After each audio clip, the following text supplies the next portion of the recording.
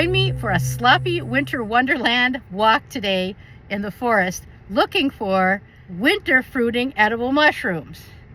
Yes, there are a couple. Yes, you can find them now because the temperatures have fluctuated. Join me today. So happy holidays to everybody. Today I want to give a shout out to my Canadian subscribers. I love you guys.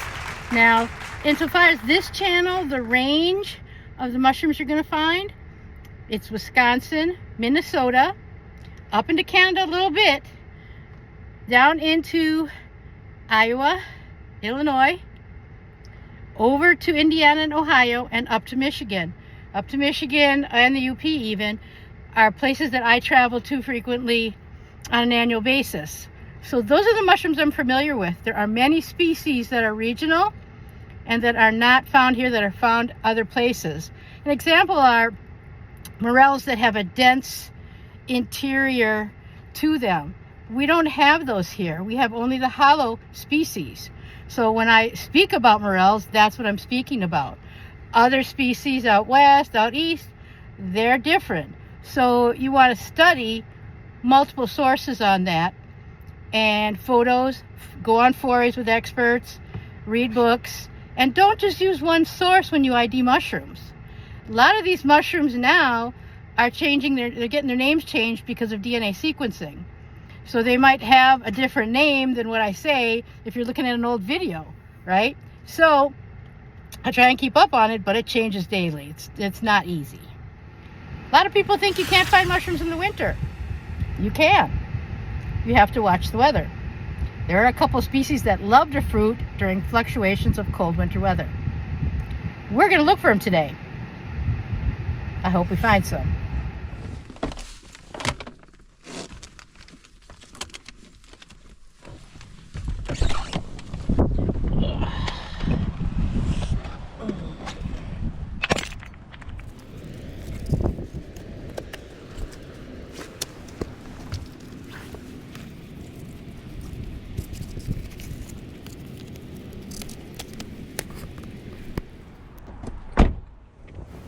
Today we search for the velvet foot and the elm oyster, two cold fruiting species.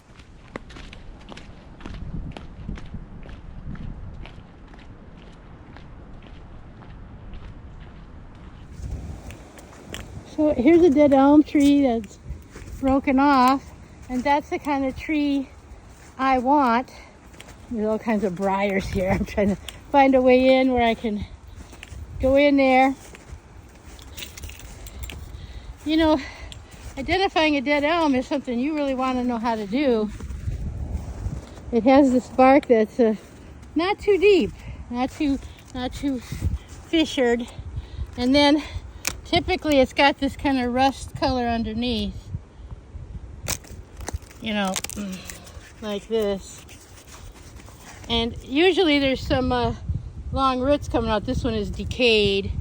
And I don't see anything fruiting on it, but it sure could. That's what you want to check. Dead elm.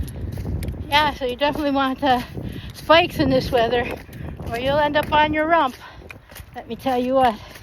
So even though we didn't find any mushrooms today, the forecast for this week is for a drop in temperatures and then a sustained several days in the high 30s and 40s.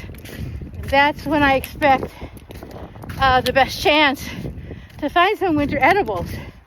And they look like the photos that I've been popping in and out of this video for you from other times that I found them. You know, Flammulina velutipes, it has a white spore print that's super important because its deadly look, like Galerina marginata, has a brown spore print and usually has a ring around the upper stem, but not always. Also, the velvet foot, Flammulina velutipes, really likes that upright dead elm wood, whereas Galerina marginata likes horizontal, like fallen logs that are really well rotted, or stumps. Now, they both can do either one. I'm just giving you the law of averages there. So it's not 100% identifying factor. Do your spore prints. Check with an expert, check with a book. Multiple sources are the way to make sure you don't die. If you're not 100% sure of your ID, do not eat it. Do not give it to anyone else to eat. As for the hypsozygous elm oyster, that's also a choice edible. It doesn't fruit in huge amounts. You might find 2 or 3 of those, sometimes only 1. Whereas the velvet foot, sometimes you can get nice little clusters. Although I don't think it tastes of much.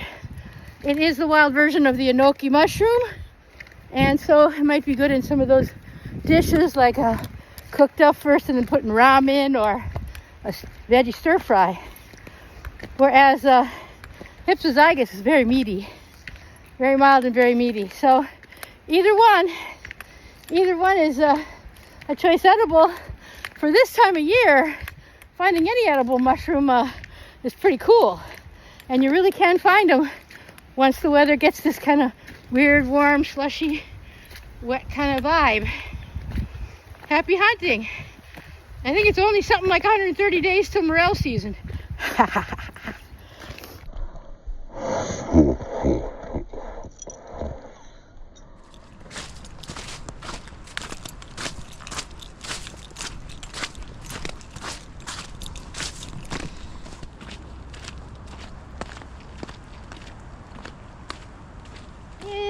Almost Christmas.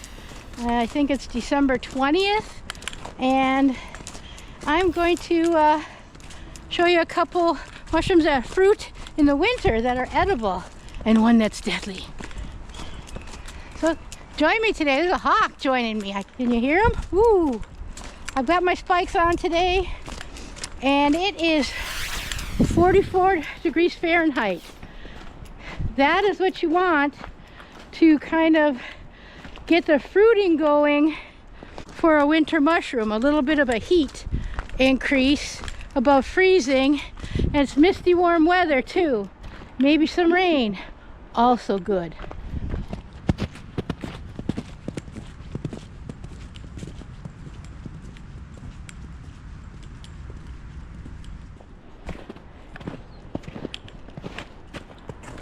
Can you find edible mushrooms in winter?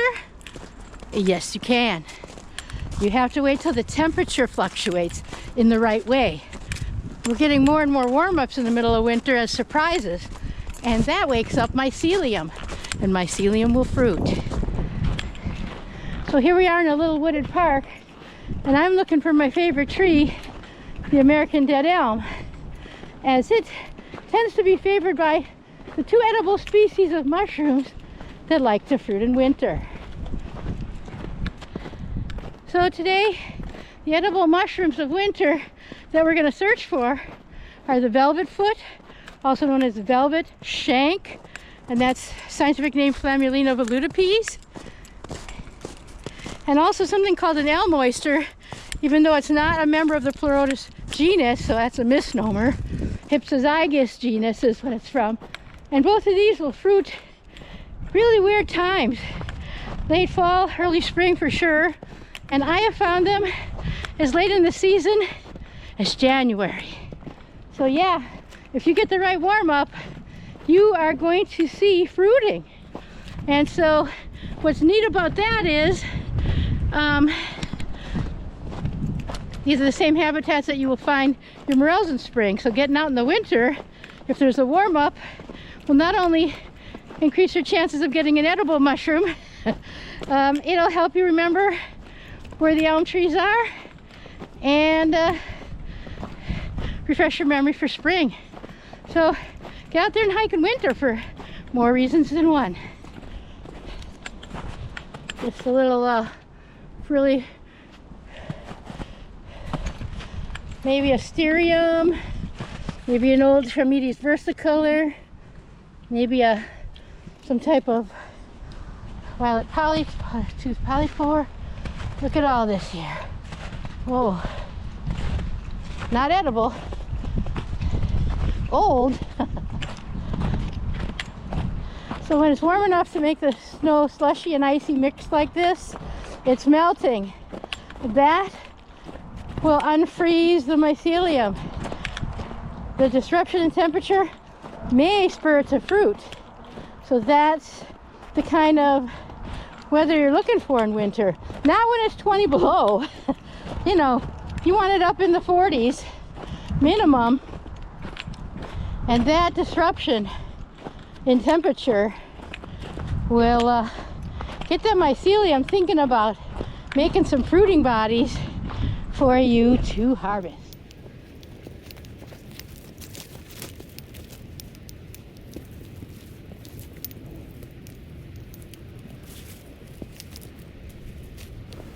I look for elm leaves on the ground, helps me find the trees.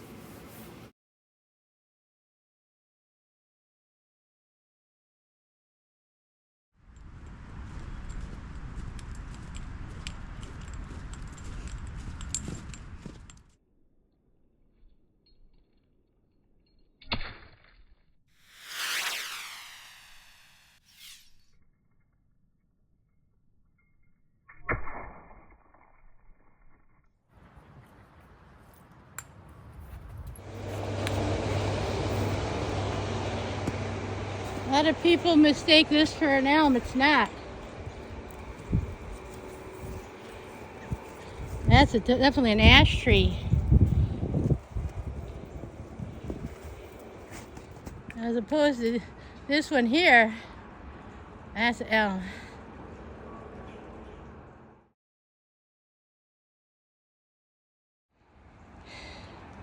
So an ash tree has this kind of X-like looking bark. See? See how that looks?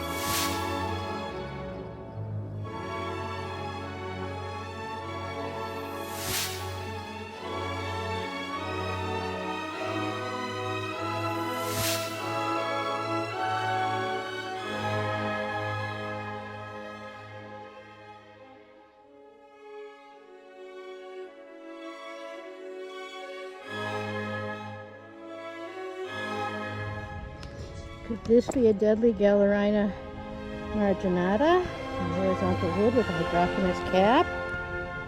Let's see.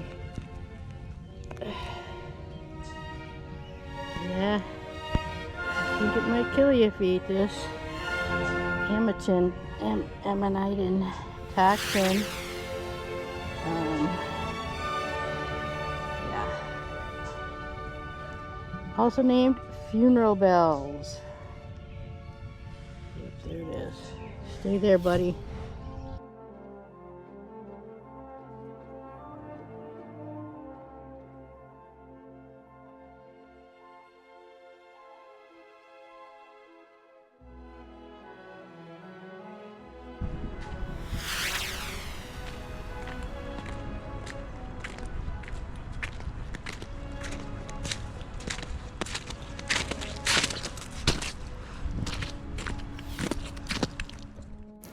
Thanks so much for watching today. If you learned a little something or just enjoyed, please like, comment, and subscribe. I'd really appreciate it.